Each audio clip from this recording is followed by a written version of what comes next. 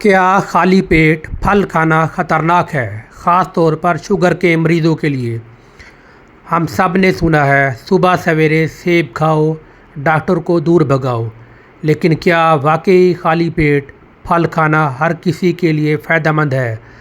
آج ہم اس کے پیچھے کی سچائی جانیں گے، خاص طور پر شوگر کے مریضوں کے لیے۔ پھلوں میں قدرتی شکر ہوتی ہے، فرکٹوز اور گلوکوز۔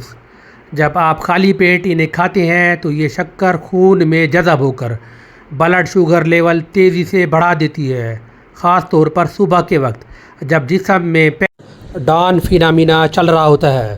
اس لیے ہائی انڈیکس والے پھل، کیلا، آم یا انگور نہیں کھانے چاہیے۔ یہ شوگر کو تیزی سے بڑھائیں گے اور انسولین کا بھی بوجھ بڑھتا ہے۔